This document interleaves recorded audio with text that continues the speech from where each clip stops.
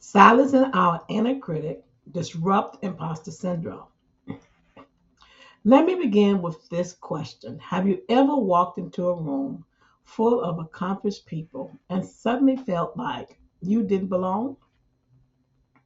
You have the credentials, you've done the work, but deep down inside, you felt like you were wearing a mask, hoping that no one sees the fear behind your success. This, my sisters, is called imposter syndrome. I'm Dr. Sonia Rickey Stinson. I'm a nonprofit and business coach. I'm an ordained minister and a disruptor of the status quo. I help entrepreneur women over the age of 50 and beyond unlock their confidence to pursue bold vision, expand their influence, and build a legacy that speaks louder than their fear. After more than 3 decades of serving individuals experiencing homelessness and advocating for underserved communities, as a nonprofit founding CEO, I now serve as a thought leader, bringing that same passion into authorship, leadership development, and coaching. I today work with multidimensional women to empower them to launch their visions, disrupt limits, and build a legacy that is rooted in faith, impact, and strategy.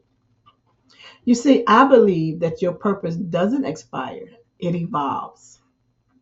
Today, I want to help you unmask imposter syndrome with clarity, courage, and confidence. So, are you ready? Let's go. So, why is it so important to disrupt imposter syndrome? Because anything we refuse to name, it will silently own you eventually. Imposter syndrome doesn't just whisper, it wears you down. Because it is that voice that tells you constantly that you're not enough. Don't get too confident. They're going to find you out. And here is the dangerous part of it all. You and we start believing it. We downplay our brilliance, we sabotage opportunities, and we shrink in rooms that we are called to lead in.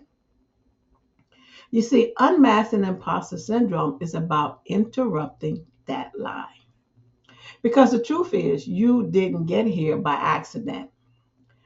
First Peter 2 and 9 tells us that you are a chosen generation, a royal priesthood, a holy nation, a peculiar people. Sisters, you are peculiar.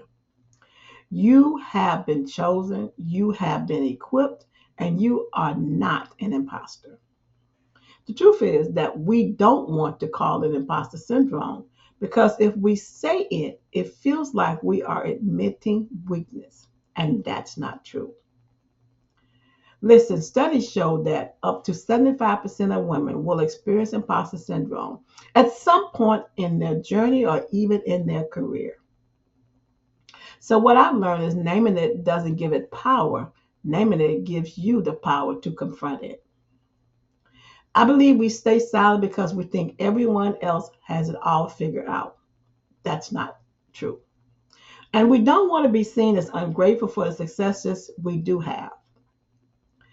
We were taught that if we admit that we are struggling, it means that we are not strong enough, especially as women, especially as Black women, and especially as leaders. So, what do? We suffer in silence behind our perfect resumes, our flawless photos, and our curated confidence. But here's the real truth: pretending doesn't protect us, it really isolates us. When we name it, we are able to create spaces for healing, strategy, and bold movement. Because what we hide will eventually multiply, but what we expose, we can finally heal from. It took me years to identify it, despite my success, to admit it and start healing from it. Now I stand on the other side of this journey, and every time it attempts to surface, I recognize it and learn and have learned quickly to silence it. I want to share with you 2 tips on silencing your inner critic. First, we must name it to tame it. By calling it out, your inner critic and naming it, you put it in its place and you take power over it. Number two, let's flip the script. Turn every I can't into I will or I'm learning. Begin to speak victory over your voice.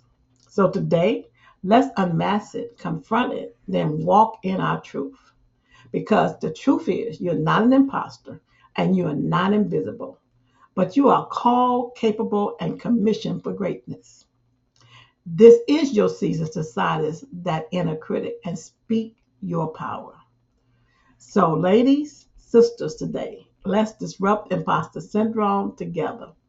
Let's stay bold, let's stay anchored, and most importantly, let's stay unapologetically you.